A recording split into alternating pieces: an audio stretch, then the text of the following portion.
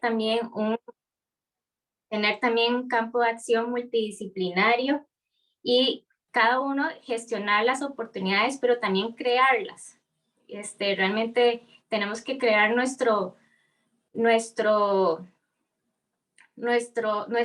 misión, saber identificar cuál es esa misión nuestra y salir a buscarlas. Y realmente yo soy ejemplo de eso. Yo salgo y lo busco, así como le escribí a Martita días pronto, yo quiero estar en ese taller. Es porque realmente lo busqué y siempre he tratado de poder identificar, ver cuáles son mis oportunidades y tomarlas sin pensarlo mucho, solo actuar y ser muy persistentes. No sé si algún otro compañero quiere aportar algo más de lo que conversamos.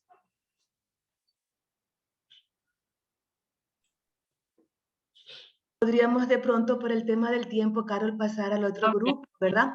Que podría ser el grupo de Patricia Jaime. Creo que Cecilia va a hacer la presentación, ¿sí? Sí, ok, listo. Bueno, nosotros conversamos en este tiempo del taller, en este conversatorio, sobre las guías GAS principalmente, y allí estuvimos analizando desde los inicios, los fundamentos de estas guías hasta su posterior evaluación.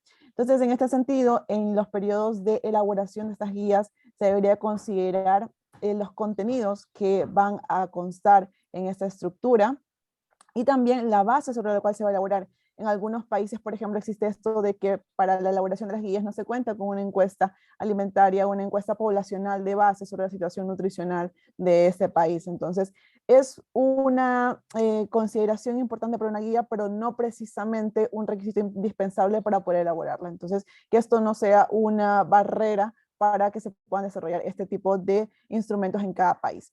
De allí pasábamos también a considerar la evaluación de esta guía, no solamente a nivel poblacional, que es lo que se suele hacer, cuánto está comprando esta familia, cuánto es lo que está consumiendo este niño o este adulto en números como tal, sino que las guías tienen que basarse también en una evaluación cualitativa, que en esto se deben incluir los patrones de alimentación, las prácticas alimentarias como tal, y que esta guía, además de tener una evaluación de impacto, que sería el final de este proceso de guía, debería tener también una evaluación de procesos, de pasos que se van dando en esta guía, tanto de su elaboración como de su funcionamiento. Y por último, se conversó sobre el énfasis de que no se evalúa estas guías solamente a nivel poblacional, sino que el impacto de estas guías también se puede evaluar y se debe evaluar a través de la inclusión o de la modificación de políticas públicas relacionadas con la alimentación, que ese es otro eje sumamente importante que deben considerarse en estas guías alimentarias. Entonces, ese fue el resumen del grupo. Súper interesante. El grupo del doctor Carlos Monteiro.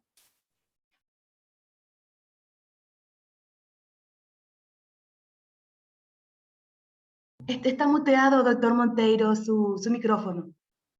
No sé exactamente quién va a hacer el report, pero Sofía le pido que alguien lo haga. Le postulamos a Sofía. Está bien.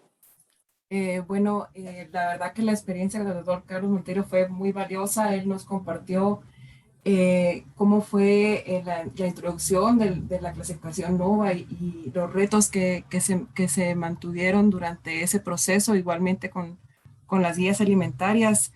Algo que fue muy valioso es el generar datos de consumo, que es una de las herramientas que que realmente podemos utilizar para ya abordar estos temas con diferentes sectores. Y también habló de la necesidad de buscar pues aliados estratégicos para poder abordar estos temas.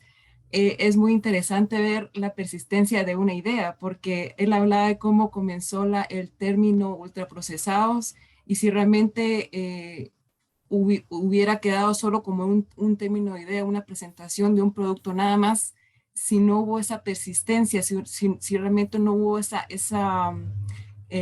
creencia de lo que uno estaba buscando era real y era bueno, se pudo haber quedado en una reunión. Entonces realmente es el hecho de que si uno tiene una buena idea y que sabe que es basada en evidencia y uno tiene datos, seguir, seguir. Y hablábamos de la paciencia, porque esto, los ultraprocesados, no fue de la noche a la mañana, viene desde 2009 la idea. Y hablábamos de cómo realmente ese término se ha acuñado tanto y los impactos que tiene ahora para nosotros y para la industria, cómo se ha generado esa parte. Hablábamos también de siempre, como les decía, la generación de los datos, porque muchos países no tenemos encuestas de consumo y la verdad es que no generan tanto costo económico y realmente debiese ser un objetivo para nosotros, los que estamos empezando en la investigación, en cómo generar este tipo de estudios para ya empezar a atacar a la industria con mejores herramientas. Así que eso puedo generar. Gracias. Perfecto. En el grupo de Camila.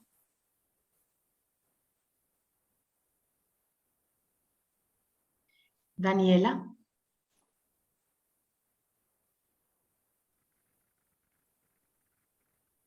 Yo. Natalia era. Era Natalia. Perdón. Daniela. Natalia Daniela. Natalia Daniela, sí. Hola a todos.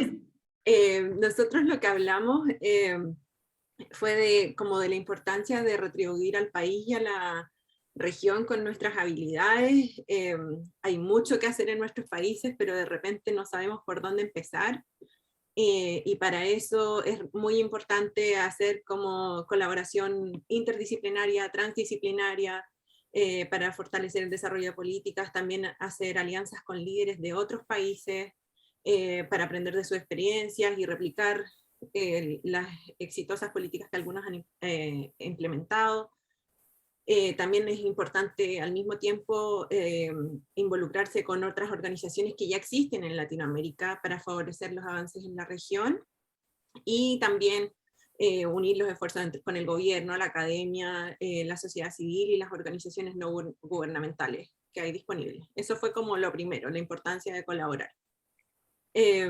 Lo segundo es que hablamos de la importancia de generar investigación y evidencia a nivel local, y una de las cosas que encontramos que es una limitación es que los recursos siempre son muy limitados para realizar investigación, y que hay países que no tienen fondos concursables. Entonces quizás empezar a favorecer y aumentar la información acerca de fondos internacionales, o quizás generar un proyecto como que incluya varios países, podría ayudar como en este tema.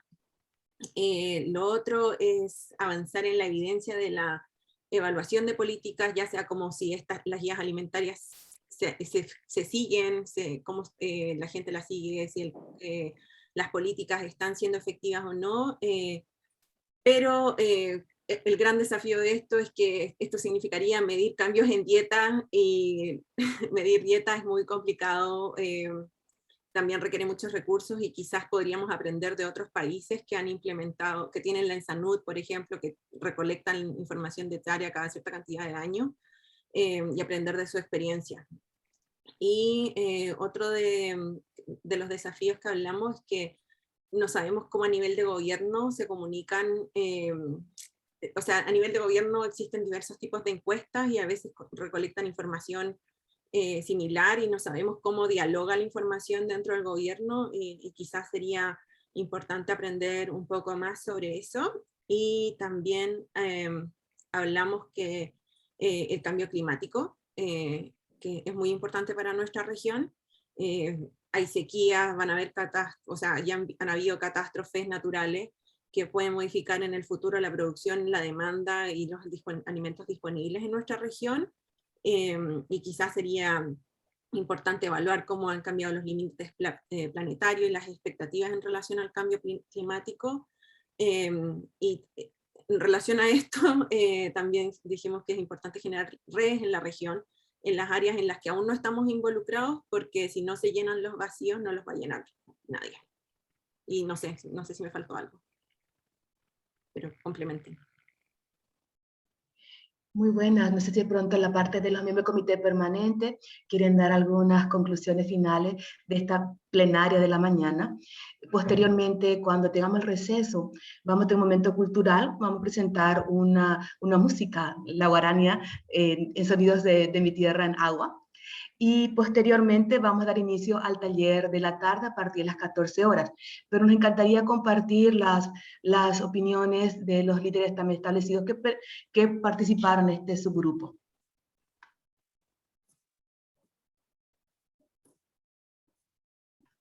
Doctor Juan Rivera. Sí, Marta. Bueno, muchas gracias. Fíjate que creo que Carol hizo una muy buena síntesis de lo que hablamos. En nuestro grupo no hablamos de un tema en particular, sino hablamos primero cada quien habló de de la razón por la que están en el taller, de sus expectativas, y luego hablamos sobre la importancia que este taller puede tener, que sea un parteaguas realmente en nuestra vida, en el sentido de darnos cuenta que solos no vamos a lograr una acción que permita cambios y que permita la adopción de políticas públicas, que tenemos que trabajar de manera colectiva y que tenemos que tener un trabajo también de América Latina. Es decir, y no estamos solos, es decir, a partir de ahora forman parte ustedes de una red, no estamos solos, tenemos que seguir adelante. Lo otro, este concepto de que tenemos que gestionar bien ya individualmente las oportunidades de carrera que tenemos, pensando siempre en qué queremos, en cuál es nuestra misión, ese sentido de misión que todos tienen, porque eso es casi que ya un requisito para estar en este taller. Y por otro lado, también el crear oportunidades. Creo que nosotros somos actores en la vida y eso también lo resaltaría yo. Y lo que también es muy importante es la importancia de que si yo estoy solo, me siento aislado, genere yo o forme parte de una masa crítica en mi país, en mi entorno, y después me conecte con el resto para que trabajemos todos juntos. Creo que esa es un poco el gran mensaje en nuestro grupo. Excelente. Doctor Carlos Monteiro. Bueno, el resumen de lo que hablamos creo que fue también bastante completo. Tal vez me gustaría hacer un poco lo que hablé para la gente, los que estaban en el grupo, ¿no? Y algunos consejos que dejaría aquí. Bueno, después de trabajar más de 40 años en la investigación en nutrición, en salud en América Latina, yo tengo algunos consejos. El primero sería que tenemos que estudiar siempre, ¿no? Si uno está comprometido con la investigación, no va a terminar de estudiar nunca. Siempre estar atento a los conocimientos nuevos de todo. Es tener un espíritu crítico. No aceptar los conocimientos como están hoy día y imaginar que no se van a cambiar. Entonces, tener un espíritu crítico y estudiar, que ese es un aspecto muy importante. El otro es trabajar libre de conflicto de intereses. Así, la investigación en nutrición es incompatible cuando es financiada, cuando es apoyada por fuentes de financiamiento que tienen interés en los resultados de la investigación, y esto debemos evitar siempre, ¿no? La otra cosa es que tenemos que estar atentos al contexto.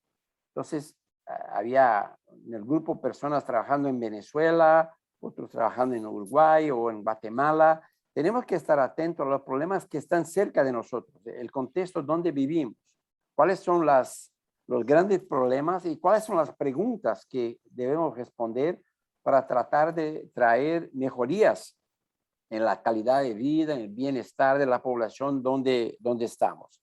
Y en ese sentido podemos hacer una contribución no solo local, pero una contribución universal, ¿no? Y yo dice eso, por ejemplo, como en América Latina, vivimos en un continente donde los cambios alimentarios son muy agudos, son muy fuertes. Estamos en condiciones mejores que otros países. En África, por ejemplo, la transición está mucho más retardada, o en países como Estados Unidos e Inglaterra, donde la transición ya ocurrió. Entonces, esto nos da ventajas comparativas y tenemos que aprovechar bastante eso. Y finalmente, la otra es que tenemos que buscar aliados para que nuestra investigación, los resultados de nuestra investigación, ayuden a resolver los problemas. No vamos a hacer esto solos. Y ahí, en este sentido, los movimientos sociales, la gente que sufre los problemas que estamos estudiando, esos son importantes. Y el otro lado, los gobiernos que son los responsables por resolver los problemas. El sector privado no tiene esta responsabilidad. No podemos pedir al sector privado que encuentre soluciones para los problemas, porque ellos están sí comprometidos en hacer lo que todo el sector privado hace, que es generar ganancias para los accionistas de las empresas, ¿no? Ellos no tienen el papel de resolver los problemas sociales. Eso son los gobiernos que tienen. Entonces tenemos también que tener esta interfase, no solo con los movimientos sociales, pero con los gobiernos. Esto quiere decir, los técnicos, que como nosotros a veces estamos trabajando los gobiernos, y mismo con los políticos, ¿no? Porque los políticos no hay democracia sin los políticos. La democracia se hace con los que representan la sociedad. Entonces tenemos que tener diálogos, a veces no son muy, como Camila nos decía, no son siempre muy fáciles, pero esto es esencial. Esto fue un poco un resumen de mi experiencia en estos años trabajando, y sentí que sería interesante compartir con más gente allá del grupo. Muchas gracias, Marta. Muchas gracias, doctor Carlos. Patricia. Nosotros hablamos mucho sobre implementación, desarrollo de guías alimentarias, tomó grande parte de la charla, creo porque yo soy la chica de la guía, ¿sí? Ya asumí que soy reconocida como esta, pero soy mucho más que la guía alimentaria brasileña. Pero creo que en el inicio quis poner un poco de mi posición como una participante del tercer taller, porque hace 18 años que tomé parte en el taller de liderazgo. Cuánto fue importante para mi carrera cuando estaba comenzando el trabajo en el Ministerio de Salud, tener esta red y toda esa reflexión que se produce en pocos días del taller. Y que ahora es mi debut como líder establecido, es un poco de desconforto en esta posición, pero yo creo que expresa un proceso muy rico de combinación de diferentes generaciones en esta comunidad latinoamericana de alimentación y nutrición. Yo tengo Carlos Monteiro como mi tutor de vida, yo tengo una admiración enorme por Juan Rivera, yo soy un poquito más vieja que Camila, pero no mucho, solo un poco. Y me da mucho gusto encontrar con ustedes de otras generaciones. Tengo la certeza que podemos seguir practicando, trocando experiencias y principalmente apoyando a los otros en este proceso, ¿sí? Siempre con el compromiso con la ciencia y el compromiso con la lucha por el derecho humano a alimentación y nutrición. Y por fin me da mucho gusto de ver tantas mujeres nutricionistas que se ponen en esta posición de líderes en América Latina. Gracias. Muchas gracias. Camila. Sí, yo solo decir que en nuestro grupo aprendí mucho, escuché mucho. Creo que partiendo de lo de Patricia, La gracia justo de estos talleres es que nos revitalizan a todos, que el espíritu crítico pero propositivo está súper presente en mi grupo.